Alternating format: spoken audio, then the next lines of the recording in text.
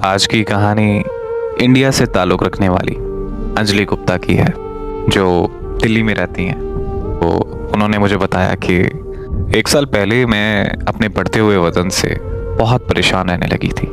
तब जो भी फैमिली मेरा रिश्ता देखने के लिए आती थी, वो मेरे ज़्यादा वज़न की वजह से रिजेक्ट कर दिया करती थी, जिसकी वजह से मैं शदीद डिप्रेशन में रहने लगी थी। फिर मैंने सुबह सवेरे उठकर वर्जिश के लिए पार्क में जाना शुरू कर दिया। वहाँ मुझे एक बहुत ही खूबसूरत लड़का दिखाई दिया। वो बिल्कुल मेरे ख्वाबों के शहजादे जैसा था। मुझे पहली नज़र में ही उससे शदीद मोहब्बत हो गई। मैं उससे बात करने का सोच ही रही थी कि वो मेरे पास आया और मुस्कुराते हुए मुझे कहने लगा कि आपको पहले कभी यहाँ नहीं देखा। मैं उस टाइम इतनी नर्वस थी कि मुझसे बात ही नहीं हो पाई। फिर वो मुस्कुराता हुआ वहाँ से चला गया। मैं सारा दिन सारी रात उसी के बारे में सोचती रहती थी। अगली सुबह जब मैं फिर से पार्क गई तो उसने वही सवाल पूछा। मैंने उसे हाँ कहा और फिर हमारी बातचीत होना शुरू हो गई। हम रोज़ पार्क में मिलने लगे और घंटों बातें करने लगे। वो वक्त मेरी ज़िंदगी का सबसे खूबसूरत वक्त था। मैं उससे अपनी मोहब्बत का इजहार करना चाहती थी, लेकिन डर लगता था कि कहीं वो इनकार ही ना कर दे।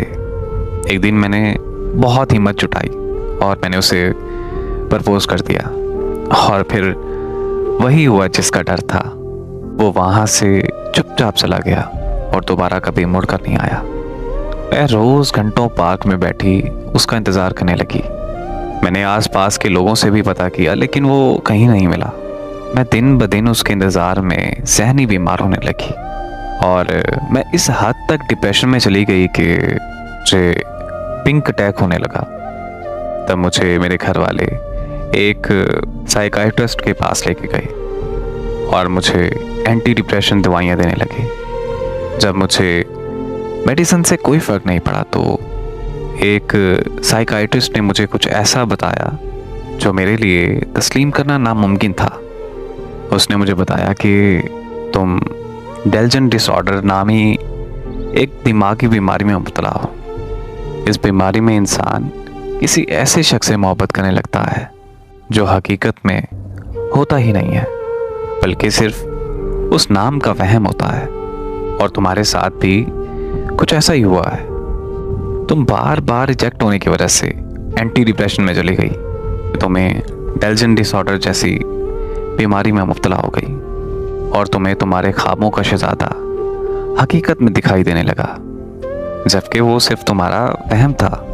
पहले तुम अपने वहम को हकीकत समझकर उससे बातें करती रही और फिर तुम्हें फोबिया होने लगा कि कहीं वो तुम्हें छोड़ कर ना चला जाए। और इस बीमारी में फोबिया का होना मतलब कि बीमारी का बढ़ जाना होता है। और फिर फोबिया इस हद तक पहुंच गया है कि तुमने ये मान लिया है कि वो तुम्हें छोड़ गया है, और अब तुम बीमारी की उस स्टेज पर पहुंच चुकी हो कि ना हकीकत और वहम में फ़र्क का पता लगाना तुम्हारे लिए नामुमकिन सी बात है। उस झूठे साइकाइट्रिस्ट की ये बातें सुनकर मैं घर वापस आ गई। दोबारा कभी उसके पास इलाज के लिए नहीं गई। आज मैं ज़हनी मरीज़ा बनकर रह गई हूँ। वो मुझे इस कदर याद आता है कि मैं उसे पागलों की तरह ढूंढने लगी हूँ। मैं उसका बड़ी शिद्दत से इंतज़ार करती हूँ, जिससे मैंने मोहब्बत की, जिसको मैंने अपनी ज़िंदगी माना। उसके बारे में मैं ये कैसे मान लूँ कि वो हकीकत नहीं बल्कि मेरा वहम था।